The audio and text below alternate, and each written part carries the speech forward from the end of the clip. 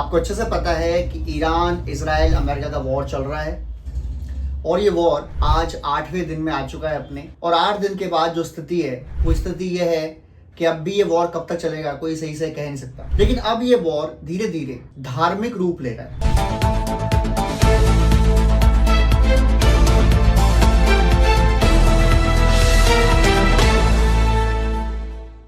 Hello friends, आपको अच्छे से पता है कि ईरान इजराइल अमेरिका का वॉर चल रहा है और ये वॉर आज 8वें दिन में आ चुका है अपने। और हमने इस वॉर के शुरू होने से पहले से लेकर अब तक लगभग पूरी रिपोर्ट बताई है, आपको एनालिसिस किए हैं कि किस तरीके से वॉर चल रहा है और कौन कहाँ भारी पड़ रहा है। और 8 दिन के बाद जो स्थिति है वो स्थिति ये है कि अब भी ये वॉर कब तक चलेगा कोई सही से कह नहीं सकता। लेकिन अब ये वॉर धीरे धीरे धार्मिक रूप ले रहा है। और क्या ये वॉर अब अमेरिका ईरान के बीच ना होके क्रिश्चियंस वर्सेस मुस्लिम हो रहा है या जूस वर्सेस मुस्लिम हो रहा है? और ऐसा मैं क्यों कह रहा हूं, मैं इसके आज डिटेल में आपको बताऊंगा बारे में, और ये बहुत जरूरी है आपके लिए जानना।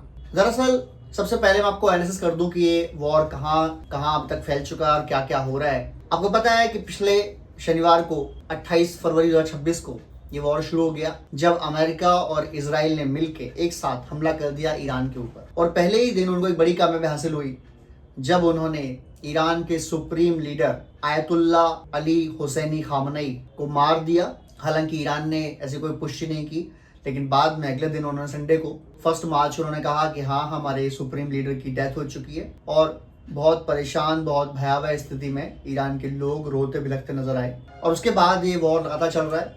हालांकि जैसे ही ईरान पर हमला हुआ अमेरिका इजराइल का, 40-45 मिनट के अंदर ही ईरान ने हमला कर दिया, जवाबी कार्रवाई कर दी इजराइल के ऊपर। और उसका वहीं नहीं रुके वो, उसी दिन उन्होंने लगभग 2 घंटे के अंदर बहरीन पर जो यूएस का नेवल बेस है वहाँ हमला किया, सऊदी अरब पर हमला किया, कुवैत पर हमला किया, यूएई पर हमला किया, सीरिया पर हमला किया, कतर पर हमला किया, ओमान पर भी हमला किया, इसके अलावा उनके कुवैत पर हमला किया, जॉर्डन पर हमला किया। और अब इसमें एक और नया देश जुड़ चुका है, इराक पर भी, सीरिया पर भी हमले उनके हो चुके हैं। नया देश जो उन्होंने जोड़ा, इस पर उन्होंने हमला किया है, वो है अजरबैजान या अजरबैजान। तो ये जो हमले जारी हैं, इससे 2 चीज सामने आती हैं। पहली बात, ईरान के पास लगभग 80,000 ड्रोन्स का जखीरा है और ये जमीन से 800 मीटर नीचे हैं। यानी कोई भी बंकर बस्टर बॉम्ब, कोई भी मिसाइल वहां तक हमला नहीं कर सकती। तो ये सामने बात आ रही है कि ईरान के पास जो ड्रोन सिस्टम है, 80,000 ड्रोन है। उनके पास बैलिस्टिक मिसाइल तकरीबन 2,500 से 3,000 है। उनका क्रूज मिसाइल 5 से 6,000 है। और उनकी जो कैपेसिटी इनको बिल्ड करने की वो है तकरीबन रोज 1,000 ड्रोन्स, रोज 100 बैलिस्टिक मिसाइल्स, रोज 200 क्रूज मिसाइल्स। ठीक है, उनकी एक वीकनेस है। उनकी वीकनेस ये है कि उनके पास एक अच्छी किस्म का डिफेंस सिस्टम नहीं है, जिसकी वजह से प्रॉब्लम ये हो रही है कि डिफेंस सिस्टम ना होने से ईरान के ऊपर जब भी इजराइल का मन करता है, उनके 50-50 फाइटर जेट्स आते हैं, बॉम्बिंग करते हैं, वापस चले जाते हैं। और ईरान का इसमें नुकसान भी हो रहा है। उनके काफ़ी सारे लीडर्स इसमें मारे गए शुरुआती दौर में खासकर। अब तो ऐसा नहीं है, उनके अब जितने भी लीडर्स हैं अब सेफ हैं। तो डिफेंस सिस्टम ना होना उनकी एक प्रॉब्लम है। उनके पास एयरफोर्स ना होना एक अच्छी, ये भी उनकी परेशानी है। लेकिन उनके पास बेहतरीन किस्म के ड्रोन्स हैं, मिसाइल्स हैं, बैलिस्टिक मिसाइल्स हैं, उनका हमला जारी है लगातार। आपको यूएस पर ईरान किस तरीके से पलटवार कर रहा है, हालांकि आप न्यूज़ देखेंगे तो आपको समझ में आएगा कि अमेरिका इजराइल भारी पड़ रहे हैं ईरान पर। वो तो और जाहिर सी बात है, उनकी एयरफोर्स बहुत स्ट्रांग है, उनके डिफेंस सिस्टम बहुत स्ट्रांग है, वो भारी पड़ रहे हैं। लेकिन स्टिल इसके बावजूद ईरान की मिसाइलें तेल अवीव और इजराइल में गिर रही हैं। इसके बावजूद सऊदी अरब में मिसाइलें, ड्रोन्स उनके गिर रहे हैं, हमले हो रहे हैं। बहरीन में उन्होंने अमेरिकी एयरबेस पर हमला कर दिया और वो कामयाब भी किया उसको। उसके अलावा यूएई में उनके हमले जारी हैं, कतर में हमले जारी हैं, कुवैत में जारी हैं, कुवैत के एयरबेस में हमले जारी हैं उनके, तो जॉर्डन में हमले जारी हैं उनकी। इसका मतलब ये है कि वो एक रणनीति अपना रखी है। अमेरिका ने ये कहा था कि हम इन सब खाड़ी देशों को, Saudi Arab, Bahrain, Kuwait, Qatar, UAE, Jordan, Syria, Iraq, इन सबको हम सेफ्टी प्रोवाइड करेंगे, इन सबको हम डिफेंस प्रोवाइड करेंगे। और इसीलिए लगभग हर देश में 2-2, 3-3 अमेरिकी एयरबेसेस हैं, ताकि जब भी कोई हमला हो वो डिफेंस दे सके, उनको बचा सके। लेकिन जब ईरान के हमले हो रहे हैं तो अमेरिकी वाले इन हमलों को नहीं रोक पा रहे। कुछ हद तक रोक भी पा रहे हैं, मान लो 60-70% रोक रहे हैं, लेकिन 30% मिसाइलें, ड्रोन फिर भी गिर रहे हैं।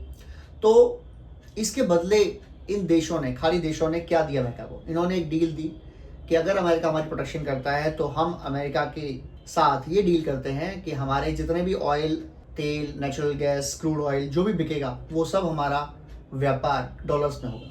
इससे क्या होगा? अमेरिकी डॉलर मजबूत होते जाएगा और अमेरिका को ये फायदा है। दूसरा, अमेरिका जैसे डिसाइड करेगा हम उस तरीके से ऑयल का बेचना मंजूर करेंगे। यहाँ तक बात हो गई। ईरान इस पॉलिसी में नहीं आया है।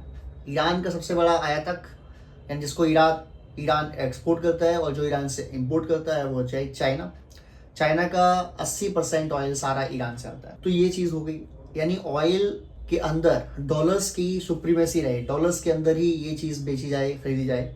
इसके लिए अमेरिका ने डील की थी, इन देशों ने भी डील की थी। लेकिन हुआ क्या? हुआ ये है कि अमेरिका को फिलहाल बचाने में असफलता मिल रही है ईरान के हमलों से। अब ईरान का एक दावा है, ईरान कह रहा है कि अब तक हमने अपने जो सबसे एडवांस मिसाइल्स एंड ड्रोन्स है वो तो निकाले ही नहीं है। अभी हमने सिर्फ एक मिसाइल निकाली है जो एडवांस हमारी मिसाइल है, खैबर शेकन या खुर्रम शहर, इसको निकाला है भी हमने। और इसी मिसाइल को रोकने में फिलहाल इसराइल अमेरिका दोनों नाकाम हो रखे हैं, क्योंकि इसकी जो स्पीड है वो 8 मैक यानी आवाज़ से 8 गुना ज़्यादा तेज़ी से चलती है मिसाइल।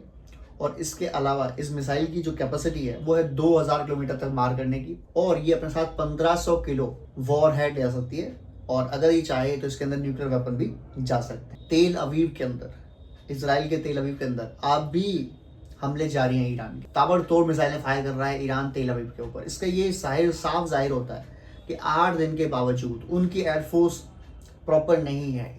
इसराइल की जब भी मन कर रहा है 50-50 लाख विमान जा रहे हैं, अमेरिका के लड़ाकू विमान जा रहे हैं, हमले हो रहे हैं ईरान के ऊपर, बट स्टिल ईरान हमले कर पा रहा है विदाउट ए डिफेंस, वो हमले कर पा रहा है। इसका मतलब ये है कि ईरान के पास इस समय काफ़ी ज़्यादा ड्रोन्स, मिसाइल बाकी हैं। अमेरिका को लगा था कि जैसे ही आयतुल्ला अली खामनेई की डेथ होगी, मारे जाएंगे, ईरान झुक जाएगा। ईरान ने क्या किया? ईरान ने उनके बेटे मुज्तबा अली खामनेई को नया सुप्रीम लीडर घोषित कर दिया। तो अब सुप्रीम लीडर कौन है? आयतुल्ला अली खामनेई के बेटे मुज्तबा अली खामनेई। और वो कह रहे हैं, उन्होंने एक बात बोली है, उन्होंने कहा है कि ईरान चलेगा शहीदों के रास्ते पर। ईरान पूरी कोशिश करेगा कि अमेरिका इसराइल को उनके जो गुनाह हैं उसकी सजा दे पाए। ईरान पूरी कोशिश करेगा कि अमेरिका इसराइल को तब तक मारे जब तक उनके पास आखिरी बंदूक, आखिरी गोली, आखिरी ड्रोन, आखिरी मिसाइल बाकी। अमेरिका का जो प्लान था वो ये था कि खामनेई के मारे जाने बाद ईरान सरेंडर कर देगा, बट हुआ उसका उल्टा। ईरान और ज़्यादा आक्रामक हो गया। और ayatollah Ali Khamenei supreme leader थे, उनका ही मानना था कि ईरान को न्यूक्लियर वेपन नहीं बनाना चाहिए, क्योंकि इससे दुनिया उन पर हमलावर हो जाएगी।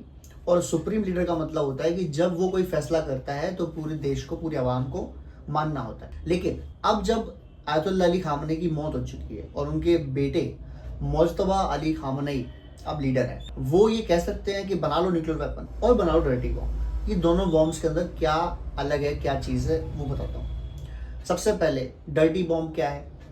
डर्टी बॉम्ब एक ऐसा बॉम्ब होता है जिसमें 60% से 80% एनरिच्ड यूरेनियम हो, यानी न्यूक्लियर बॉम्ब जैसे होता है बट थोड़ा उससे कम घातक होता है। आप कह सकते हैं 50% घातक होगा, लेकिन घातक ये भी होता है। एक 20-30-40 किलोमीटर के रेडियस को ये भी खत्म कर देगा।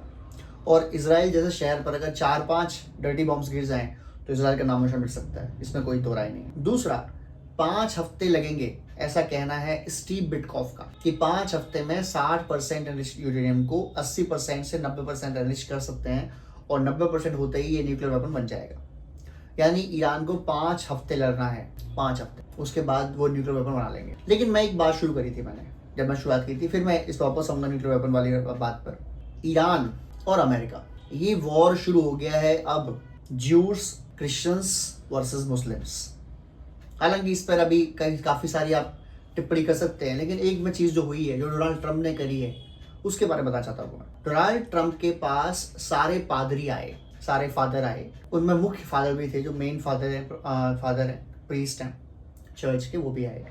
उन्होंने डोनाल्ड ट्रंप का हाथ पकड़ के, कंधे पकड़ के, हाथ रख के, और डोनाल्ड ट्रंप बिल्कुल प्रार्थना की शक्ल में बैठे हुए थे, और सारे पादरियों ने मिल के उनके लिए ईश्वर से, ईशा मसीह से दुआ की, कहा कि ईशा मसीह उनको सीधा स्वर्ग से बताएं कि कैसे चलना है इस वॉर में, क्या करना है इस वॉर में। और ये वॉर जो है वो जो अंतिम वॉर होना है जब सारे बुरे लोग एक अच्छे लोगों से लड़ेंगे, उस वॉर का हिस्सा है। और ईरान को हराना ईविल को हराने जैसा है और ईरान को हराना जरूरी है। इसके लिए ईसा मसीह की आशीर्वाद प्राप्त हो। डोनाल्ड ट्रंप को प्रार्थना की गई, बकायदा वीडियोज हैं इसके। अब जैसे ये प्रार्थना हुई तो अमेरिका जो अपने आप को most secular nation in the world कहता है, उसका राष्ट्रपति अगर सारे क्रिश्चियंस पादरियों को इकट्ठा करके उनसे प्रार्थना करवा रहा है और कह रहा है कि वो ईरान से जो हमला लड़ाई लड़ रहे हैं वो मुस्लिमों पर क्रिश्चियंस की जीत है, वो मुस्लिम्स के ऊपर क्रिश्चियंस किस तरीके से हावी होंगे, किस तरीके से जीतेंगे, इसकी लड़ाई है। तो क्या ये लड़ाई क्रिश्चियंस वर्सेस मुस्लिम की नहीं हो गई है? और अगर ये हो गई है तो जो सहयोगी हैं अमेरिका के मिडिल ईस्ट में, Saudi Arab, Qatar, UAE, Iraq, Jordan, Bahrain, UAE, Saudi Arab, Kuwait, ये जितने भी देश हैं, क्या ये मुस्लिम कंट्रीज नहीं है? और अगर ये मुस्लिम कंट्रीज हैं तो ये एक मुस्लिम कंट्री के खिलाफ ईसाई देश का साथ कैसे दे सकते हैं जो खुल के कह रहा है कि ये धर्म युद्ध है? और यही बात नहीं है, अमेरिका के जो टॉप कमांडर्स हैं वो अपने सैनिकों को बोल रहे हैं कि आप एक धर्म युद्ध का हिस्सा हो, आप एक ऐसी लड़ाई लड़ रहे हो जहां पर आप मुस्लिम्स को खत्म करने में क्रिश्चियंस की हेल्प कर रहे हो। और ये वॉर वही शुरू हो चुका है जो पहले चले थे, जब शुरुआत में आपको याद होगा जिन्होंने हिस्ट्री पढ़ी है, देखी है, कि जब क्राइस्ट के जो लोग थे वो लड़ते थे मुस्लिम लोगों से, अरब लोगों से। ये वही लड़ाई शुरू कर दी है। तो क्या अमेरिका ये बताना चाहता है अपने सैनिकों को अपने कमांडर्स को, दुनिया को, कि ये लड़ाई अब क्रिश्चियंस वर्सेस मुस्लिम हो चुकी है? और बाकायदा इसका वीडियो जारी होना क्या एक बड़ी चीज़ नहीं है? और क्या वो वीडियो देख के अरब की जो कंट्री, जो मुस्लिम नेशंस हैं, क्या उनका मानना नहीं होना चाहिए कि वो ईरान की मदद करें? और जो अमेरिका अपने आप को most secular nation in the world कहता है, वो ये कैसे कर सकता है कि अपने देश में क्रिश्चियंस के अलावा सारे धर्म के लोगों को छोड़ दे और हमला करने की कोशिश करे एक मुस्लिम कंट्री पर, ईसाई वर्सेस मुस्लिम के रूप में? और इधर जो इजराइल है वो तो साफ कहते हैं कि यहूदियों का सबसे बड़ा दुश्मन जो है ईरान है, और ईरान साफ कहता है कि हमारा सबसे बड़ा दुश्मन जो है वो यहूदी है। चलो इनका तो समझ में आता है, इनका शुरुआत से लड़ाई जो है वो जूस वर्सेस मुस्लिम की ही है और अब भी वही है, कुछ खास अलग इसमें हुआ नहीं है। लेकिन मेरा ये मानना है कि ये जो वीडियो किया, ये जो डोनाल्ड ट्रंप ने किया, ये सही नहीं किया। सोचा कि कल को भारत में ऐसा हो जाए, हालांकि हम एक धर्मनिरपेक्ष देश हैं, और अगर कल को मोदी जी क्योंकि वे हिंदू हैं तो वो हिंदू पंडितों बुला के पूजा पाठ करा लें और हमला कर दें पाकिस्तान के ऊपर और उसे हिंदू वर्सेस मुस्लिम की संज्ञा दे दें, तो क्या ये सही होगा? नहीं, ये बिल्कुल सही नहीं होगा। अगर आप भारतीय कल्चर को जानते हैं तो मैं बताऊं आपको जान के हैरानी होगी, लेकिन जितने भी फोर्सेस हैं इंडिया के, चाहे वो BSF, CRPF, SSB, army, air force, navy, ये जहाँ भी हैं, इनके जो कैंपस होते हैं, आई डोंट नो कि आप में से कितने लोग गए होंगे ऐसे कैंपस के अंदर, पर जो कैंपस होते हैं उस एक ही कैंपस के अंदर, एक ही जगह पर मुस्लिम भी पूजा करते हैं, दुआ करते हैं, अजान पढ़ते हैं, हिंदू भी पूजा करते हैं, सिख भी पूजा करते हैं और ईसाई पूजा करते हैं। वो एक ही जगह होता है। इससे ये बताया जाता है कि सारे धर्म जो है वो हिंदू, क्रिश्चियंस, मुस्लिम्स, सिख, ये सब इक्वल हैं और हम सब साथ में प्रे कर रहे हैं ताकि जब हम वॉर लड़ेंगे हम एक साथ लड़ेंगे। यहाँ तक कि जब राफेल आया, राफेल शामिल हुआ भारतीय सेना में, आपने अगर वो चीज़ देखी हो, आप देखना वो वीडियो, जब राजनाथ सिंह ने पूजा भी की, वहाँ मौलवी ने कुरान की आयतें भी पढ़ी, वहाँ सिख ने, जो सिख धर्मगुरु थे, उन्होंने गुरु ग्रंथ साहब की भी लाइनें पढ़ी, वहाँ ईसाई ने प्रार्थना भी करी। ये चारों चीज़ की गई क्योंकि हिंदू, मुस्लिम, सिख, ईसाई हम सब भाई भाई हैं और हम मानते ही नहीं हैं, हम ऐसा लागू करते हैं, समझते हैं, हम जानते हैं। और ये अगर एक भारत धर्मनिरपेक्ष देश कर सकता है तो अमेरिका क्यों नहीं कर सकता? अमेरिका क्यों नहीं कर सकता? तो ये बहुत बड़ी न्यूज़ है, इसको जो नॉर्मल मीडिया चैनल है वो कवर नहीं करेंगे, लेकिन अगर अमेरिका का ये चरित्र है तो दुनिया को दिखाना बहुत ज़रूरी है। आप लोग क्या लगता है? प्लीज़ लाइक करें, शेयर करें, सब्सक्राइब करें। जय हिंद, जय भारत।